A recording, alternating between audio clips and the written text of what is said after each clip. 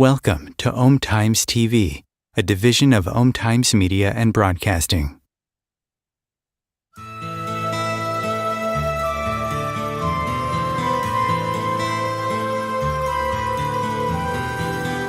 Welcome to What is Going Om, for new thought from the edge of Om. Each week on Om Times flagship radio show, veteran broadcaster, author, and media consultant Sandy Sedgbeer conducts thought-provoking interviews with inspirational authors, artists, musicians, scientists, speakers, and filmmakers who are working at the point where spirituality and science meet consciousness at the very edge of Om. Here is your host, Sandy Sedgbeer. Hello.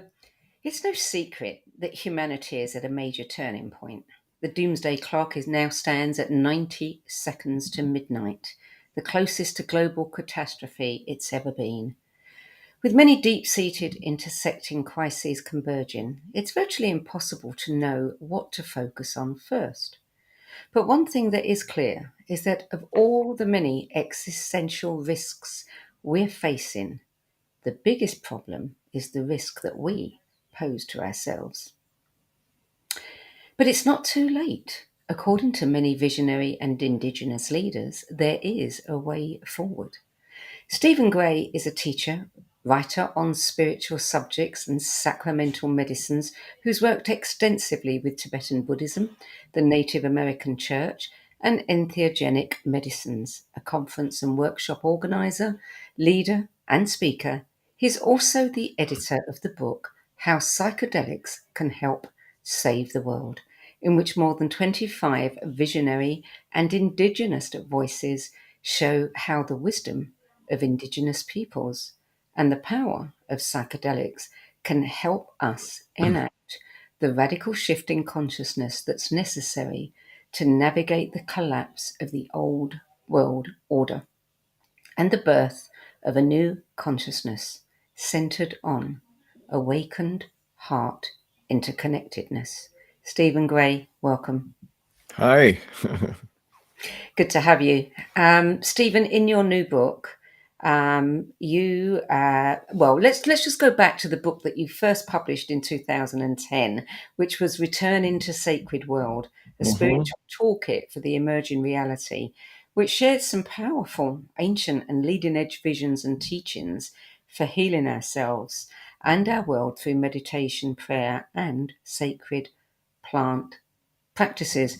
Since then, cannabis has been legalized in many, many places, and the power of psychedelics to aid healing from PTSD, depression, anxiety, and fear has become a serious area of academic study. But as your new book, How Psychedelics Can Help Save the World, points out, the fundamental malady of our time that's brought us to this point is the loss of our connection to nature, to each other, to our spirits, to the land, and to our souls. So tell me, what is different in this book than what you said in the book that you published in 2010? Oh, good question. Okay, a couple things. My knowledge of the psychedelic medicines, the plant medicines, has deepened and expanded since then. I've also met a lot of really interesting people, starting in 2011, and then really kicking in 2012. I've been co-organizing a Spirit Plant Medicine Conference here in Vancouver, British Columbia, Canada. And we've had many influencers, many leading spokespeople on psychedelics and related subjects at that conference. And I'm the person who basically finds and secures those speakers. So I've had a lot of connection with a lot of really interesting people. And in fact, 14 of the contributors to the new book, How Psychedelics Can Help Save the World, have spoken at this conference before. So I've had a lot of connections with really interesting people since then. That's one thing. And I suppose the other aspect of it, in line with your preamble and your introduction to me, is that conditions have heightened, you might say, or become more dramatic, more dangerous, more, the poop has hit the fan more harshly since in that intervening 12 years or so. So, do you think that your book from 2010 and some of the other stuff that has emerged since then is taking us closer to a place where people might be willing to listen? Well, I certainly hope so. I mean, that's the premise of the new book is, well, let me put it this way. Um, Excuse me, hang on a second. Um, you mentioned in your introduction to me that I had a connection with the Native American church. For about a dozen years, I went to quite a few of their all-night teepee ceremonies. They're called peyote prayer ceremonies. They use the peyote cactus medicine as their deepening agent, their sacrament, but they're prayer ceremonies essentially. I won't go into detail about that unless you want to pursue that. However, the man who conducted many of those meetings, that person is called the Road Man, a fellow named Canucus Littlefish, a Native American person, once said to me in private, well, not confidentially, but just, sitting around after a meeting one morning, he said that he and some of the other people in his kind of, category, I don't know what you'd call them, like mystics or sensitives or whatever, had a similar vision, which is that the stability and functionality of the current, what you might call deluded trajectory or activity of human activity on the planet is crumbling. It's falling apart. It's not holding water anymore, and it's going to get less and less like that. And so as that happens at a certain point, he used the word moment. There will the opening or the gap in the believability, you might say, of that way of thinking about who we are and what's going on in the world, will leave enough of an opening for a new vision to come in.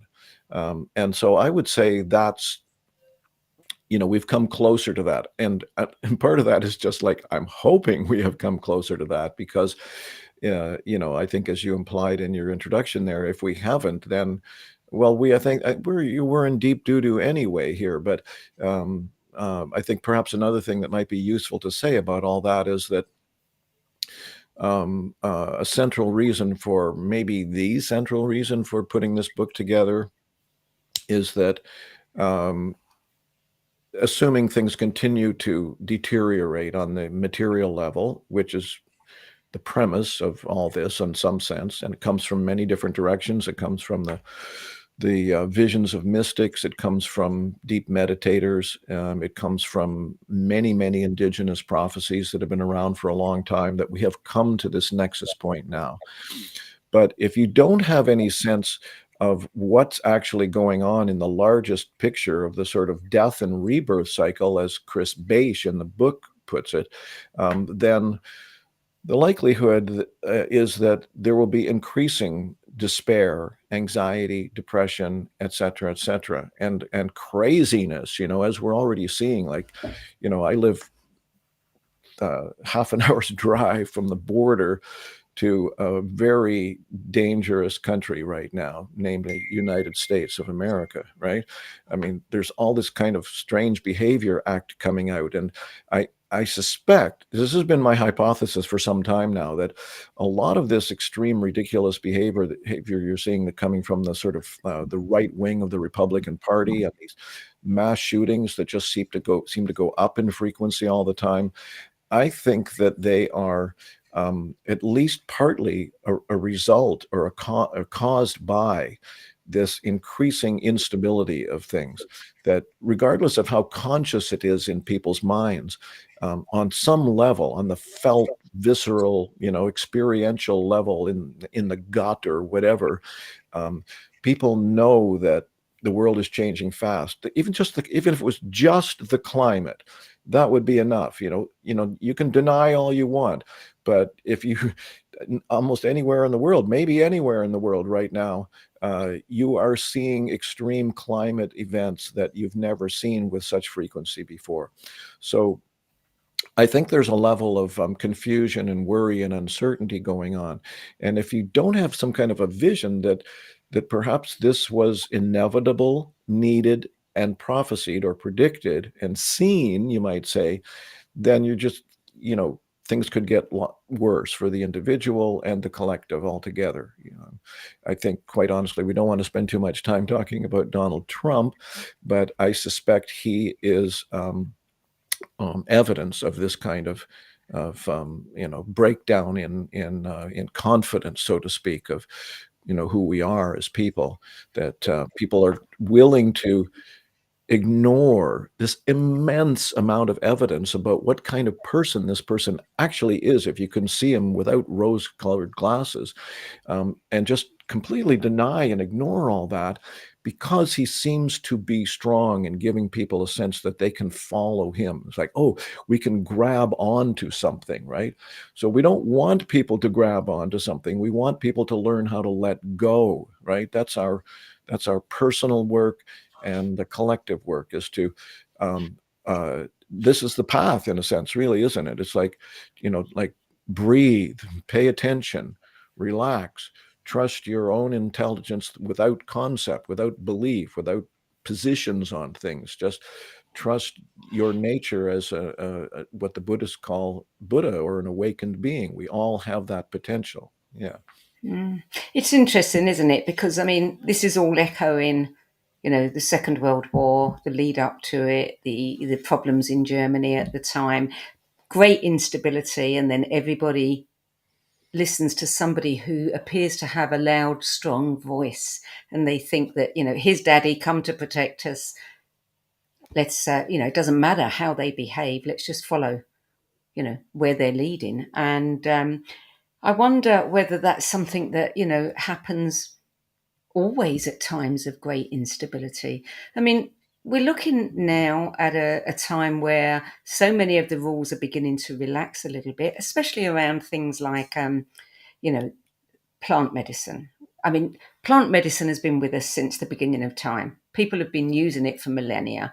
And then in the 60s, we had this whole resurgence with LSD, etc., and people started showing interest. That was stamped on, completely stamped on.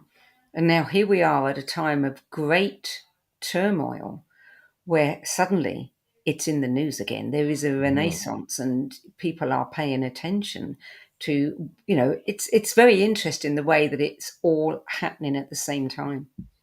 It is indeed, yeah.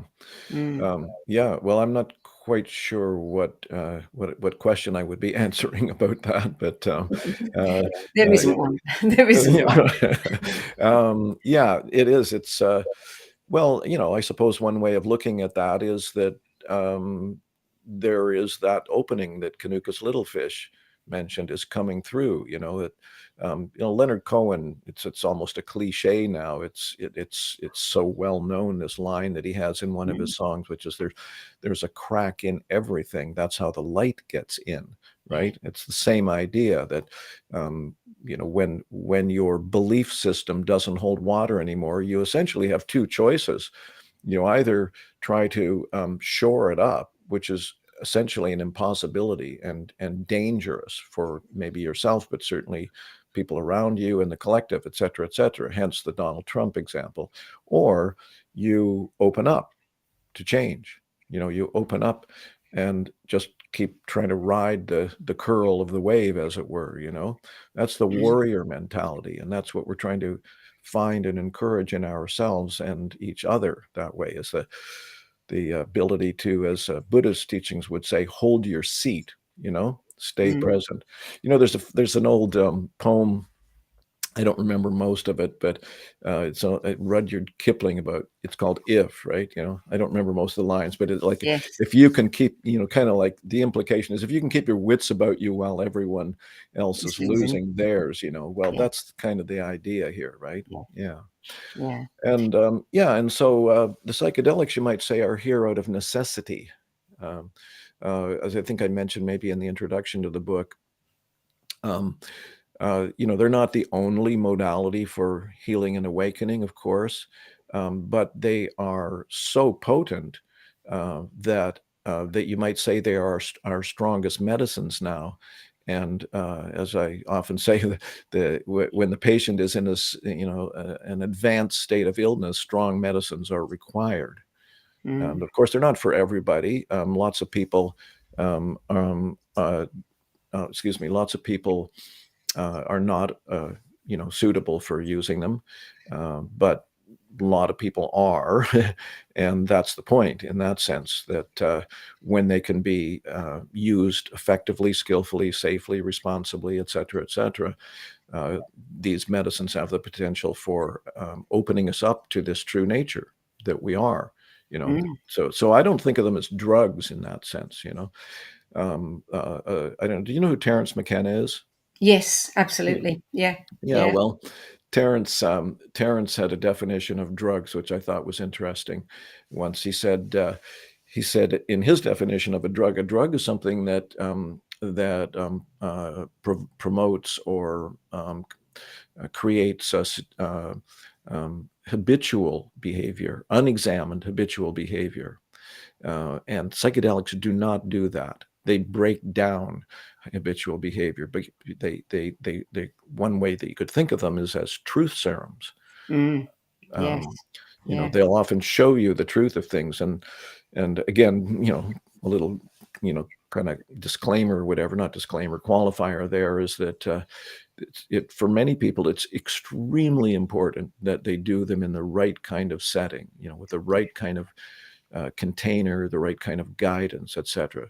Because especially in high doses, we're talking about LSD, peyote, psilocybin mushrooms, ayahuasca, and some other substances. They have the potential of completely exposing the unreality, the illusion of this identity that you've created, which Buddhists would call the ego, right? And that can be terrifying. You actually think people think they're dying. Yes. I understand that. I've experienced that with psychedelics, Yeah. and that's also where they're in, or at least part of where their great potential is, that they can show you what's true, what's in a sense unconditionally true, beyond your story of yourself, right?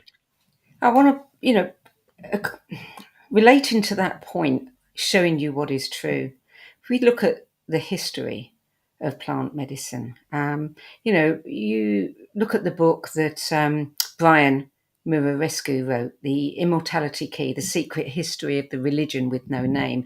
He writes in there about, the Greeks who used to take a particular potion that they think may have, been made from marijuana, etc.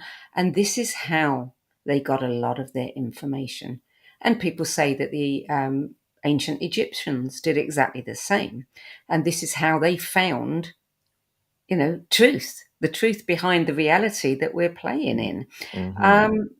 But it's interesting that what I find particularly interesting is when we hear about ayahuasca, we hear a lot of stories about the consciousness, the consciousness of the plant itself. And if we look at what's happening, then how I like to look at it is the plant world, the natural world, is showing us what we need to be doing to move through this, this very challenging transformational time. Yeah, well, a lot of my knowledge about that would say would be secondhand, like from what I hear from other people and have read and so on and so on. But one way you might think about it is that I think Dennis McKenna has talked about this. Terence's brother, actually, who I know personally, actually lives about an hour from me, and we've had him speak at our conference a few times. Anyway, one time I remember him saying that. I don't know if he was saying this as an unequivocal fact or saying as a perhaps, but the plants have their own survival imperative for their species, and they want to continue. And so they don't want us humans to destroy everything either, right? So they may have their own agenda as well. So there may be part of that. However, in the larger picture, and I don't know, maybe some of your audience might consider this sort of morphing into woo-woo territory to some degree, but tough. They're used to that. Yeah, oh, good, yeah. Well, I like to think that there are maybe a multitude or something like that of spirit beings that really care about this planet and about us, whether that be your sort of individual or personal guardian angel or beings at other levels and so on and so on. I'll give you a little quick sort of story or anecdote about that. I know a psychic who's really remarkable. I've seen a few psychics over the years, and this guy I saw way back in the late 80s, and a couple of years ago, his name popped up in my mind, and I thought, there's a reason why his name is popping up again. I haven't thought of him for 30 years, right? So I called him up. He's in California, and we've had a couple of sessions since then. He does tarot cards over the phone. And so once we've kind of gone through, my individual reading and all that, I start asking him questions about what he thinks is going on. And he said that, I don't remember what word he used. He said that the spirits, or, whatever they are, the sort of non-incarnated intelligences are more and more realizing that we're not getting it, and we're destroying the place, and they don't want that to happen. One way that I'd like to think about it is this whole planet is an unbelievably intelligent, brilliant, exquisite, interwoven, interconnected art project, in a sense, a creation of love, from the minds that have been involved in this creation and development for, millions and millions of years and so on. This particular planet, let alone life altogether. They don't want to see that destroyed after all the development that's happened. That's one way you might think about it. Anyway, what Kit says is that they're paying more close attention now. The whatever you call these, guides, spirits, lovers of life, whatever, and they're making themselves more available. And I said, well, how does that possible? How does that happen? Because it's always been my understanding that no one can do anything for you. You have to do it yourself, in a sense, right? Like, God is not going to save the world. Jesus is not going to save the world. Buddha is not going to save the world. He said, if I got this right, it's like the veils are thinner now. So if you're open to tapping into that connection, then it's more available for you. So it has to come through us, of course. We're the ones that have to solve our problems. But the guidance, the intuition, the support, the encouragement is more available. Here's another way of looking at this. Buddhist teachings Tibetan Buddhist teachings that I was involved with have a principle called the Drala principle, D-R-A-L-A. The Dralas are said to be beings. But even if they're not beings, this principle still functions. And the way the Drala principle functions, again, as I understand it, is that if you do your job properly, like if you tune into the right information, if you don't let your ego agenda, in a sense, get in the way, if you open up to intuitive guidance, et cetera, then the Dralas respond to that, and they help make it work. They help make it happen, right? So you might say that all that kind of guidance is more available now because it's more needed. Yeah, absolutely. And I think, many people said at the start of the pandemic, that our consciousness has actually called it in, our longing for something different, to stop the rot, so to speak, has called this time in. And, there are scientists who talk about, the global mind, and, it becomes this, back and forth infinity wave of, communication and consciousness. We inform it and it informs us. Well, one of my favorite mystics these days, and for that reason, I placed his chapter first after the foreword and the introduction in this book, How Psychedelics Can Help Save the World, is Chris Beisch. Yes. And Chris Beisch's story is worth giving a slight bit of context really briefly here. He's a retired professor of religious studies and philosophy in Ohio State University. And early in his career, he undertook the Stanislav Grof protocol of working with high-dose LSD privately with a sitter, and an intention, and music playlist, eye shades to keep out distractions, et cetera. And he did that 73 times over a 20-year period. And for whatever reason, I don't think very many people could do this, and Chris certainly doesn't recommend it. In fact, he says he probably wouldn't do it at that level again if he had the choice, because it was really hard to do that in a way. But what happened was the first 2 hours or so of every session, he said, were sometimes exquisitely painful, as he had to, this ego dissolution thing that I mentioned a while ago, as he had to let go of any identity associated with Chris Beisch, and even the species ego. But as he learned to do that, he would break through all that and find himself out in what he sometimes called the vast intelligences of the universe. It wasn't, there wasn't visual entities like you sometimes see with ayahuasca and even psilocybin and maybe peyote as well. It was just this sort of download of information, which became more and more powerful over the course of these 73 sessions. And among all the other remarkable things that happened was he started to get the message more and more frequently and with more and more confidence, so to speak, that yes, we are going through a death and rebirth trajectory or cycle, but that the likelihood or probability of the rebirth part of that is looking more and more likely, the confidence level that can happen. And the reason I mention Chris right now partly is because of your comment about the global mind. And one of the downloads that Chris received was that it's the if I had the quote handy, I could even read it, but it's something like, what we're experiencing is the gradual birth of a single organism. Yeah. So it's connection. That's a big part of the whole vision for this, is that we're starting to understand that we are a lot more connected to each other than we have previously, in our sort of individual ego mode of living. Yeah.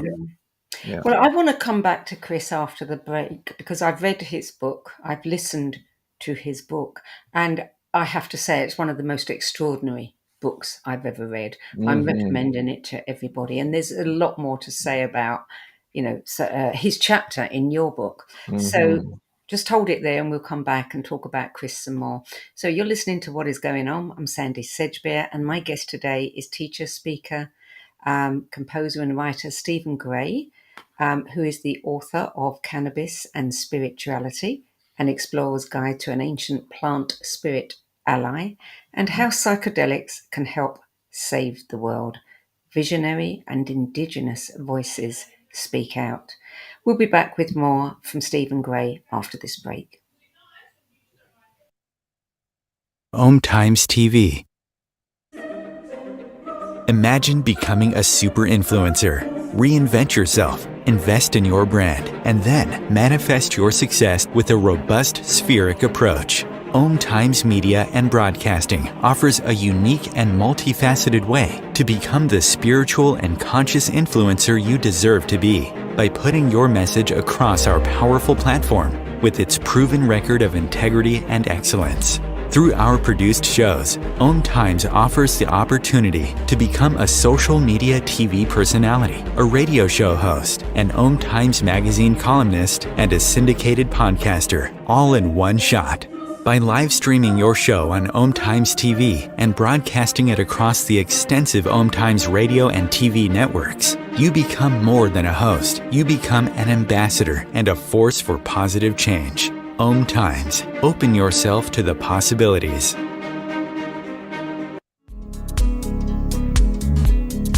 Hello, I'm Sandy Sedgbeer, host of Om Times flagship radio show, What Is Going On? And as an author, editor and 13 times book judge who's read thousands of books and interviewed hundreds of authors, I'm constantly asked what's really worth reading and what's not. So I created the No BS Spiritual Book Club to help you save time and money by picking the brains of discerning names who've walked this path before you. There's no catch, no fees and no BS, just an ever-growing library of 10 best spiritual book lists from some of your favourite authors and teachers, plus free book excerpts, audios and video interviews with people like Don Miguel Ruiz Jr., David G., Lee Harris, Mark Nepo and more. From well-known classics to hidden gems you've never heard of, it's the only no BS guide to the best spiritual books to enlighten your journey of self-discovery. So why not join the club? Get inspired and save money at the nobsspiritualbookclub.com. There are 16 million children struggling with hunger in America. That's 1 in 5 daughters, sons, neighbors, and classmates who don't know where their next meal is coming from. Yet billions of pounds of good food go to waste every year. It's time we do something about it. Feeding America is a nationwide network of food banks that helps provide meals to millions of kids and families in need. Visit feedingamerica.org to help them feed even more. Together, we can solve hunger. Together, we're feeding America.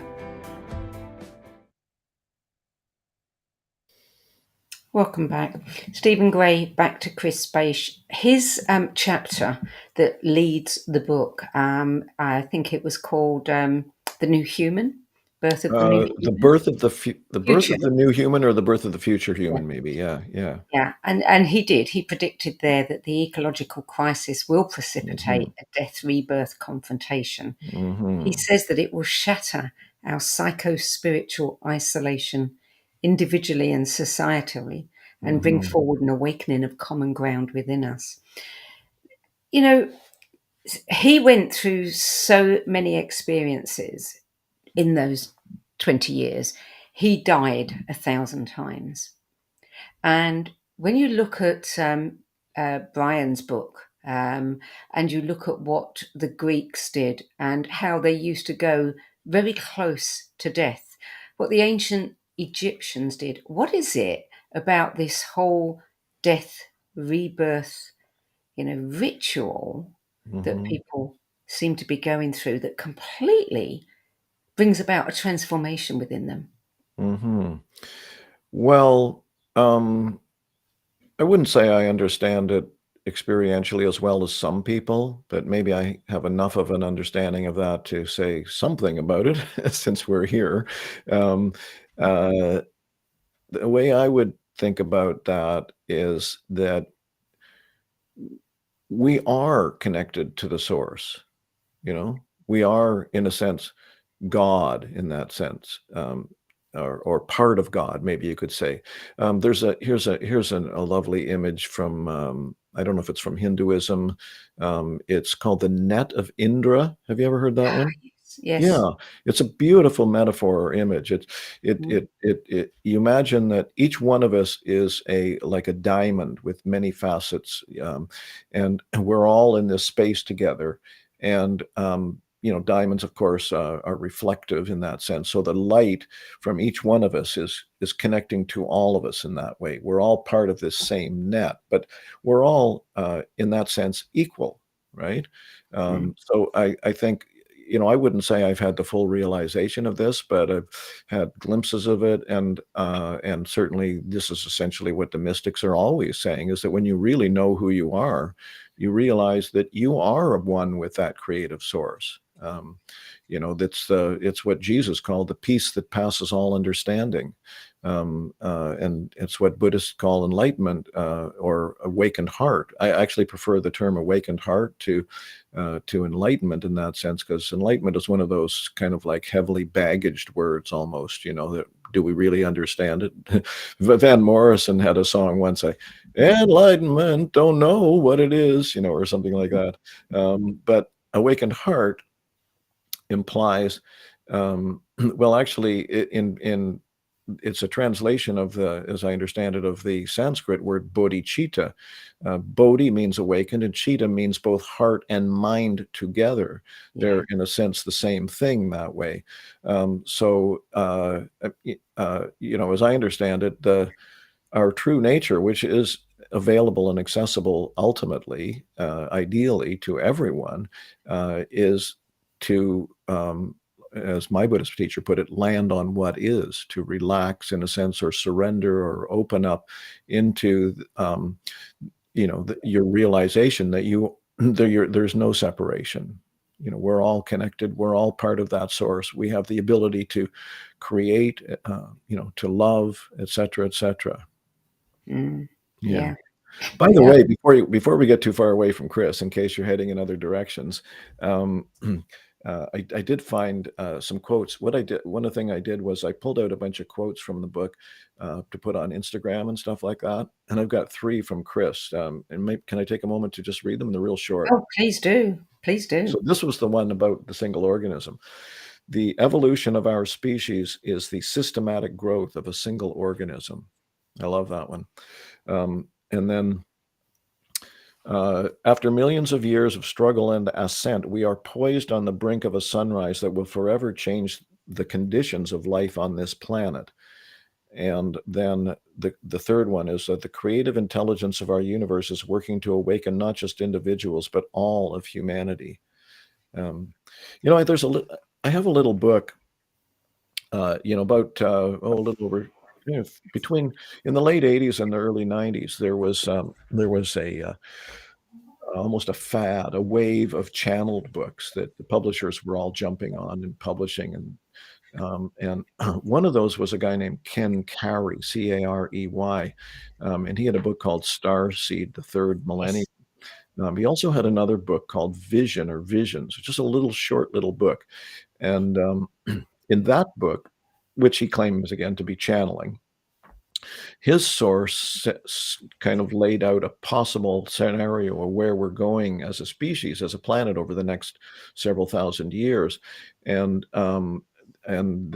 what they said, or whatever said, was that within about 4,000 years, that single organism will have been realized on this planet. And then anything is possible, because it's all mind in that sense. We could, in a sense, do whatever we want. We can travel, throughout the universe, whatever. Then I think that's the message of the psychedelics for a lot of people too.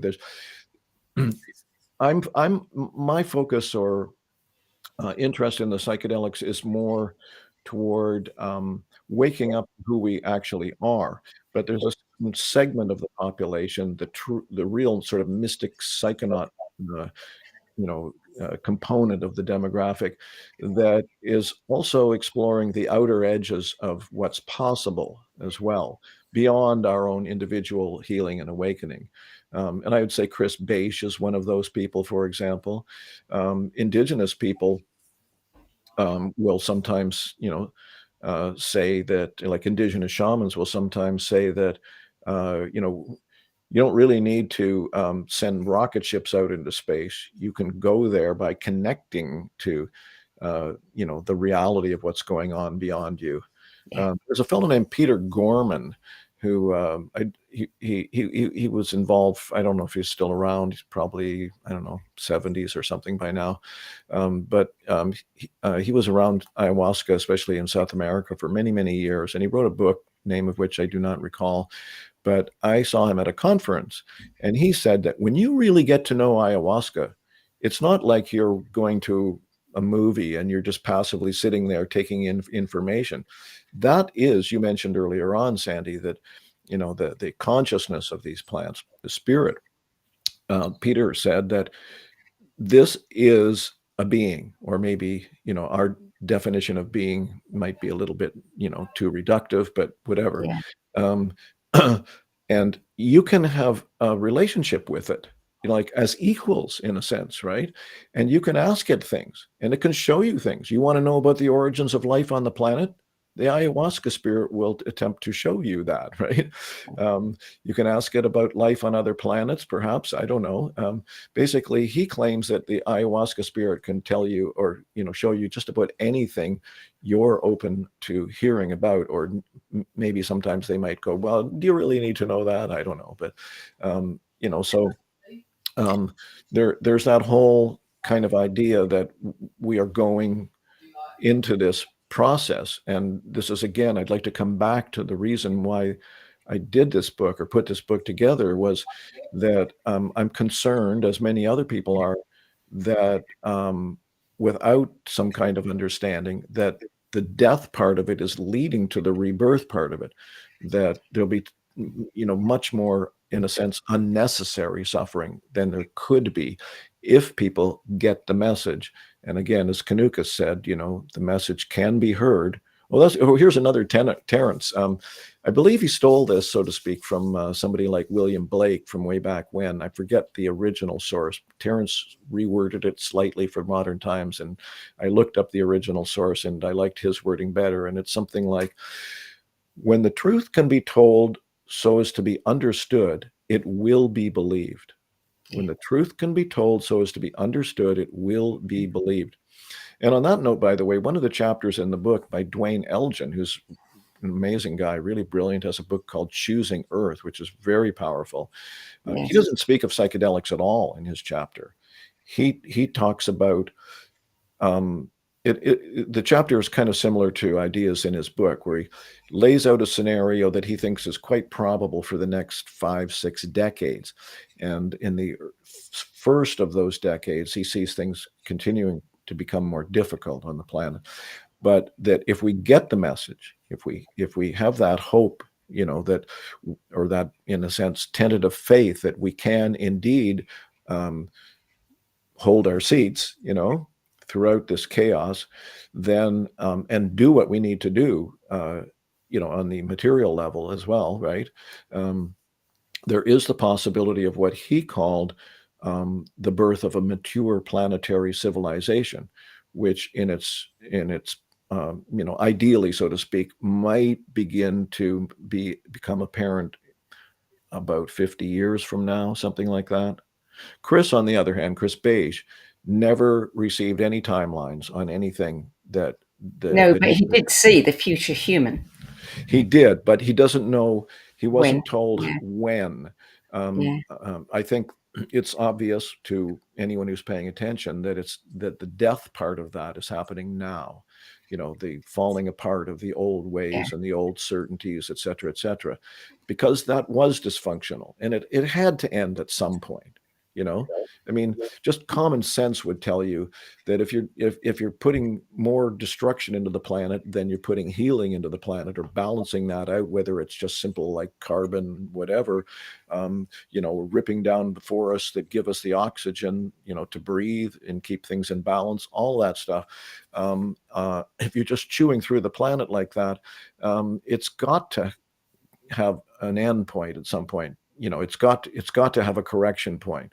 And then if you add that in to the visions that people are having, and as I said earlier, multiple prophecies that Indigenous people have been receiving for hundreds of years, if not longer, then you see that inevitable karmic comeuppance is actually happening now, right?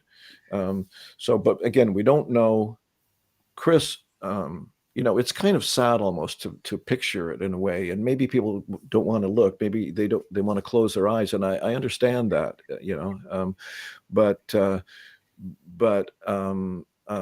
So what Chris says, it's a little bit hard to take sometimes, is that he's saying that what he received from the universe is that it's going to get quite difficult on the planet. There's going to be a lot of destruction. There may be a lot of loss of life. That's a really unfortunate thing to have to contemplate. But again, we don't have control, in a sense, over what goes on around us in that way. So we have to ride with it, and we have to open to it. Otherwise, it's going to be a lot worse. So That's the vision. That's the And possibility. he That's the does say, prayer. Yeah. Yeah. and he does say that this is where reincarnation is taking us. Hmm. He's an absolute believer in reincarnation now. And Absolutely. Yeah. yeah, many people, they worry looking at the world today about their children and their grandchildren. Yes. And yes, it's going to be hard, but they don't know any different. They don't know the kind of life that we lived. They Hmm. only know what they're coming to learn.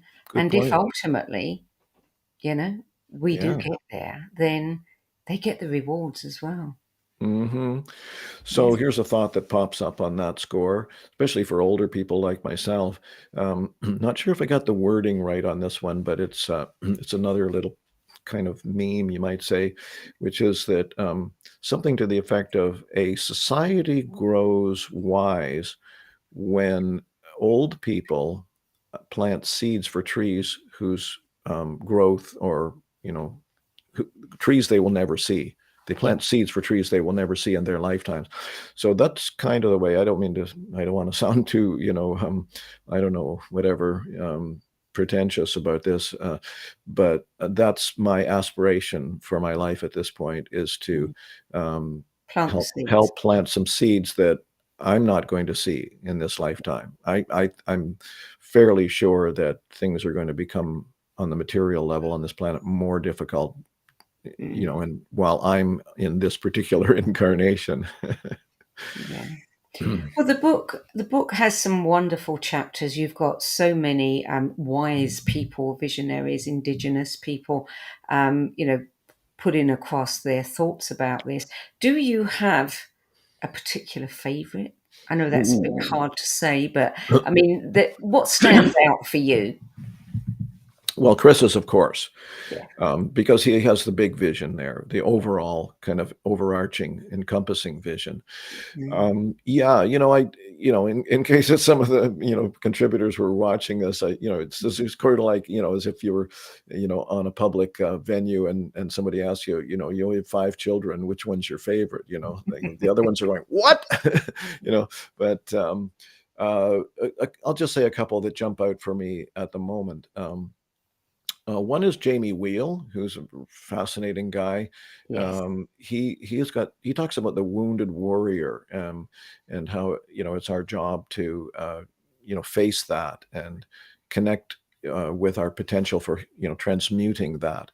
Um, he also mentions something about what was it in connection to something we were talking about before? Oh yeah, death practices. Yeah. He said a lot of things, including psychedelics, are in a sense death practices. Which, if that sounds like a scary word, I think what it really means is having the courage, you might say, to die to the limited conceptual worldview that you've created to survive on this planet, which is totally understandable that we all do it on some level just to cope with the overwhelming experience of being a human in a world that it's just we don't know. Nobody knows. That's Mm. why the Buddhists talk about the essential need for the don't know mind or the beginner's mind, to be able to open and ride with that. So Jamie's is really good. It's a kind of a relatively short chapter.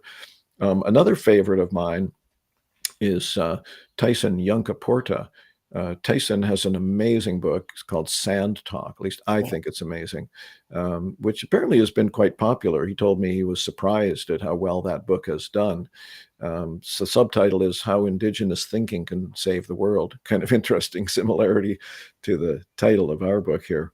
And he's an Australian Aboriginal, also an academic researcher, wood carver, and a few other things. But he understands the indigenous worldview, and he talks about that in this chapter. It's quite remarkable. For example, here's another aspect of this connectedness thing that we've been talking about. He has a term which I really like. He says that Aboriginal society is heterarchical as opposed to hierarchical. Heterarchical means essentially we're all equals in that sense, right? Mm. Kind of like the net of Indra image, right? Um, and he said, for example, there's very, very limited central control, maybe no central control in Aboriginal society, like traditional Aboriginal society. He said there is authority, But authority is something real. That's something earned, through experience and wisdom and so on. And people, if you're free and empowered within yourself, if you know who you are, if you were brought up that way, for example, and you found your natural way of being who you are, you can recognize authority. It's not like we don't need teachers and guides, but the control part of that, the power a part of that, is not honored or respected or even adhered to in Aboriginal culture. And I've been doing some other reading that talks about that in other places. Some of the North American Native Americans, so from the Northeast, for example, the French, when they came here, wrote a lot about these people that they met. And they were kind of floored at how, at that same kind of attitude. Like, they would follow leaders, but if they thought that leader was full of, I don't know if I'm allowed to swear on your show, so I won't. If they thought Yes. that BS, perfect. Yeah, this is the no BS thing we're doing here. Yes, if they thought that person was, falling into BS or self-importance or whatever, they had no problem walking away from that person. Yes. It wasn't set in stone. They weren't like, oh, he's got more power than I do, therefore I'll subsume my own power and project it onto him. That's what Freud called transference, right? Yes. That's part of our disempowerment. So in many places, people have had that sense of empowerment, and so everybody is respected in the largest sense as an equal. But again, authority is another issue. If somebody has natural authority and you're open, you're going to listen to it, right? Yeah. But it's an important part of the switch. Tyson also talks about he has a different view of psychedelics than most of the other people in the book. There's one notion, for example, there's a book by a guy named Benny Shannon, maybe 20 years ago, I'm not sure, called The Antipodes of the Mind. He comes from the Santo Daime ayahuasca using church. And he says that using ayahuasca is like going to university. You go and you take a lesson. That's the encounter on any particular occasion with the medicine, with the ayahuasca. And then you get insights and lessons. And if you go home and do your homework and apply those lessons, that's what people in psychedelics often call integration. If you do that, then the next time you go back to the ayahuasca, which is again the sense of that there's an actual spirit here, or a teacher, you might say, that goes, oh, I see you've been doing your homework. Now I can give you a new lesson and we can go further. So he said it's the use of ayahuasca is like a course that, continues and continues and continues, and is actually a life path. Tyson, on the other hand, described, I don't know if it's in his chapter, actually, I interviewed him on my Stephen Gray Vision YouTube channel, might have been there, where he said that about 15 years ago, he had a experience with San Pedro cactus, also known as huachuma, originates from South America, Peru, and those areas, that was so powerful it lasted 12 to 15 hours. And he said he got so much teaching, so much information in that one session that he doesn't think he ever needs to do that again. In his book, Sand Talk, there are these little drawings of these kind of like almost like mandala-like symbols. They're just little symbols that he puts throughout the book. He said he was shown those symbols on that journey, and years later, an old, he called him an islander, an old wisdom carrier from the indigenous tradition there, showed him those same symbols. It's like, here, Tyson, here's some symbols that you could understand and use. And he goes, wait, I saw those symbols years ago in my San Pedro experience. And he said he learned a completely different way of understanding the role of the relationship between men and women, and the role of women, and a bunch of things that he didn't know before. So he cautions people in the chapter that if you feel like you have to keep coming back to doing the psychedelic over and over and over again, maybe you're not really getting what it's trying to show you.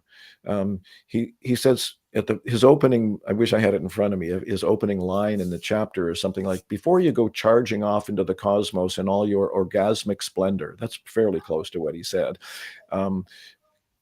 Develop a relationship with the rock beneath your feet. And then later in the chapter, he said something about if you don't have a connection to the earth and to the community when you're doing these medicines, you'll be stuck in an entropic loop, I think was his word, a loop of entropy, and no responsibilities will be given to you or asked of you. So a cautionary note in that regard. Yeah. We only have about a minute left. Aha. I would like to ask you, what do you most want people to know about this book? That if you use psychedelics wisely and carefully in the right kind of context with the right kind of people, like in a container with a ceremonial leader, with a guide, with a sitter, with a therapist that you know enough about to trust, and you trust the process, and you can trust the process of surrendering into this, you will learn things that will help you immensely in your life, and almost more importantly, that being the ground for participating in the change that needs to happen, that it's doable. We're going to see almost certainly very difficult times coming up. But if we know that that had to happen for there to be the opening necessary for the birth of the future human, then hopefully we'll have some confidence, some faith, and be able to hold our seats while we go through this process. You also organised the conferences, the Spirit Plant Medicine Conference. You did that in 2022. Are you going to be doing it again this year? We have an amazing lineup again. Paul Stamets, for example, is the most well-known of them all. Yes. And he's incredible. We've had him at the conference once before. He's a masterful speaker. He really is. I love the way Paul does talks.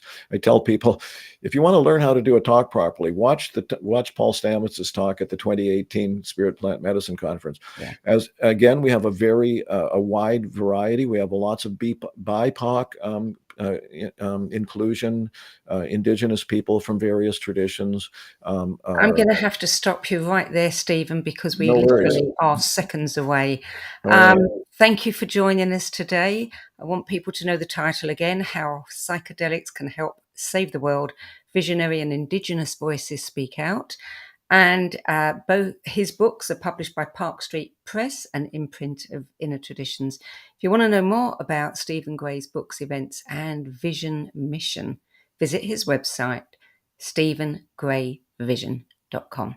That's it for this week. I'm Sandy Sedgbeer. I'll be back with another edition of What is Going On at the same time next week. Till then, it's goodbye from me, and thank you to Stephen Gray.